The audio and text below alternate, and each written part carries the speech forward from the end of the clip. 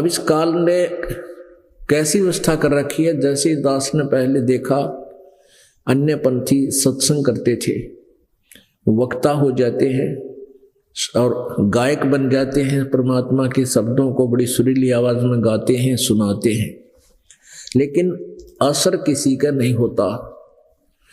और ये बातें परमात्मा ने कही है कि ये बातें कहन सुन की नहीं है, ये कर पाड़ने की है। ये कहने सुनने तक सीमित नहीं रखना है, ये तो कर पाड़ने की है, ये कर के पीछा छुटवाने की है। तो परमात्मा हमें याद दिला करते थे कि मौत भूल गया बावड़े, अचरज किया कौन, और तन माटी में मिल जाएगा जो आटे में लौट। पुण्यात्मा सभी को पता है कि मृत्यु होगी, लेकिन डरकती नहीं। औरों को हम मरते देखते हैं, अपने नंबर की चिंता नहीं। एक समय युधिष्ठिर और ये पांचों पांडव वनवास भोग रहे थे। एक बार उनको प्यास लगी, जल पीने के लिए जल की खोज में पहले छोटा जाता था, सब ये नियम है, सबसे छोटा भाई गया, फिर दूसरा गया। तो वहां तालाब में जो ही उन्हें बर्तन डाला पानी लेने के लिए, आकाशवाणी हुई कि मेरे प्रश्नों का उत्तर दो, उसके बाद जल लेना।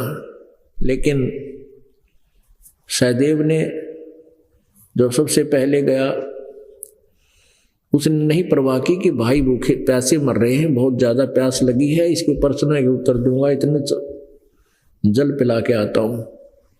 जो ही उसने जल लेने की चेष्टा की, मृत्यु होगी। इंतजार करके दूसरा गया, नकुल गया। उसने भी सोचा ये भाई तो प्यास से मर गया है, बाकी भी मरने वाले हैं, उनके लिए जल्दी जल ले चलता हूं। आकाशवाणी हुई कि मेरे प्रश्न का उत्तर दो, बाद में जल लेना। उसने भी परवाह नहीं की, वो भी मर गया। फिर भीम गया, भीम के साथ भी ऐसा ही हुआ। अर्जुन गया, अर्जुन के साथ भी ऐसा हुआ। फिर युधिष्ठिर स्वयं गया। अब युधिष्ठिर ने सोचा भी ये तो प्यास के मारे मर गए और किनारे पे आकर ही मर गए। उन्हें सोचा चलिए तो मर लिए, जल तो पी लूं, क्योंकि जान जाने वाली है। उसी समय आकाशवाणी हुई कि मेरे प्रश्न का उत्तर दे, बाद में जल लेना, नहीं तेरी हालत भी तेरे भाइयों जैसी हो जाएगी। तभी दुष्ट ने कहा कि प्रश्न करो। यक्ष ने कई प्रश्न किए, उनमें से एक प्रश्न ये था, उसने कहा कि संसार में सबसे बड़ा आश्चर्य किस बात का है। युधिष्ठिर ने उत्तर दिया कि हम प्रतिदिन संसार में बहुत से व्यक्तियों को मरते हुए देखते हैं, लेकिन अपनी मृत्यु की हम चिंता कभी नहीं करते, ये सबसे बड़ा आश्चर्य है। उसके बाद यक्ष ने उन सभी को जीवित कर दिया, उसके प्रश्नों से प्रसन्न होकर। तो कहने का भाव ये है पुण्यात्माओं कि हम सबसे बड़ी गलती, सबसे बड़ा जो ना अचंबा हम ये कर रहे हैं, सबसे अद्भुत कर रहे हैं कि हम डरते को ना मौत से। दूसरे को हम, जैसे कोई मृत्यु हो जाती है निकट संबंधी की, हम उसका अंतिम संस्कार भी करते हैं, जैसे भी रीति जिसकी है। और जब तक हम शमशान घाट पर पहुंचते हैं तब तक तो थोड़ा बहुत महसूस रहता है कि भाई क्या लेके गया, ये क्या लेके गया। और जो ही वहां से वापस आते हैं उसी समय सब एज इट इज जैसे थे। लेकिन इस तत्व ज्ञान से हमें यह मौत भूली नहीं जा सकती। हमें इसका पता लग गया कि ये डेफिनेट होगी, लेकिन इस डर से हम बुराई भी नहीं करते और भगवान से डर कर चलते हैं, परमात्मा को याद करते हैं। ये सबसे बड़ा फार्मूला बताया परमात्मा ने कि जब तक हम इस मृत्यु से नहीं डरेंगे तो हम भगवान की भक्ति भी नहीं कर सकते और ना ही बुराई छोड़ सकते। जो 2 नंबर का काम करते हैं, किसी से रिश्वत लेते हैं, किसी को लूटते हैं, ठगते हैं या और कुछ करते हैं, तो ये हम बीड़ी शराब मांस तंबाकू का प्रयोग करते हैं और चोरी जारी करते हैं, ये हम तब तक नहीं छोड़ सकते जब तक हमें ये याद नहीं होगा कि मृत्यु ना जाने कब हो जाए। हम एस्टिमेट अंदाजा सा लगा रहे हैं, अप्रोक्सीमेशन कर रहे हैं कि शायद 80-90 वर्ष 100 वर्ष तक तो जीवित रहा कर। पहले तो 70 साल पाछे शरीर जीवन जोगा रहे को ना, कोई एकादा भगवान को अच्छी कोई ठीक संस्कार से हो वो बेशक बचा रहे, और उसके बाद जितना भी समय है आपकी दुर्गति का है, चाहे जीवन 100 वर्ष भी रह जियो।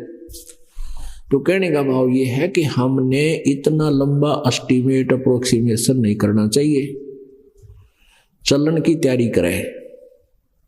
उसके लिए हमने भगवान की भक्ति जो भी क्रिया बता रखी है दिन रात करें अपनी। साथी हमारे चले गए हम भी चालन हारे, कोई कागज में बाकी रह रही तात लगी है वार। फिर क्या बताते हैं,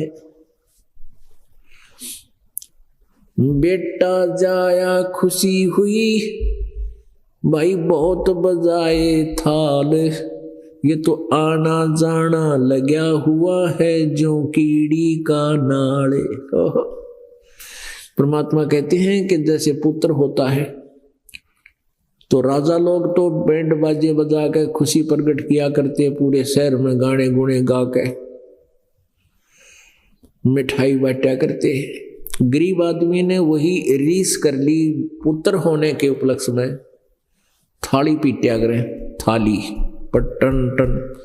तो आसपास के व्यक्तियों को पता लग जाता है कि उनकी पुत्र वधू का बालक होने वाला था, बच्चा होने वाला था, थाली बजी है तो पुत्र हो गया। और फिर वो गुड़ बांटा करते, एक डली सब न देते आसपास के। तो परमात्मा कहते हैं इस काल के लोक में तुम क्या पे खुशी मनाते हो, बेटा जाया खुशी हुई और खूब बजाए थाल, ये तो आना जाना लगा हुआ जो कीड़ी का नाल। बेटा हो गया, युवा हुआ, शादी की तैयारी हुई है, विवाह के लिए बारात जा रही थी, रास्ते में एक्सीडेंट हो गया। और पहले दिन शाम ने नाचे थे, गाँव थे, डीजे ले रहे थे, पंगा पा रहे थे, निराज उद्मस्तार रखा था। और सुबह वो लड़का भी मर गया जिसका ब्याह था, 5-7 और साथ में मर गए। तो पुण्यात्मा ठीक है, ये नहीं कि विवाह शादी ना करनी या दैनिक क्रियाएं कति छोड़ दे। परमात्मा कहते फिर फंड क्यों करे, ठीक है ब्याह कर लो, सिंपल वे से जाकर अपनी शादी कर लो। लड़का लड़की का ब्याह होना है, चाहे 10 आदमी चले जाओ, चाहे 2 चले जाओ, उसमें बकवाद और ये फंड करने की क्या आवश्यकता रहेगी, जिस तो भगवान नाराज हो। तो कहने का भाव ये है पुण्यात्माओं, हम साधु संत भक्त बनकर और फिर हम ड्रामाबाजी करते हैं, नाचना गाना करते, फिर हमने भगवान का ज्ञान कति नहीं, और इसलिए फिर भक्ति बाधक बन जाती है। ऊपरले मन से हम साधना करेंगे, वो साधना हमारी व्यर्थ होती है। कहते हैं भक्ति करे बिन भाव रे सो कौने काजा, बिना भाव के बिना श्रद्धा से यदि भक्ति हम करते हैं वो व्यर्थ है। भक्ति करने का, साधना करने का तरीका एक विशेष होता है, कसक के साथ करें। ये परमात्मा मुश्किल से दाव लगा है, ये मनुष्य जीवन मिला है, ये भक्ति मिली है, और कसक के साथ अंदर कसक उठे, जैसे किसी वस्तु की प्राप्ति के लिए कसक होया करे, ऐसे कसक बने अंदर से सुमन के साथ, तो उसका लाभ ज्यादा होता है। फिर परमात्मा हमें याद दिलाते हैं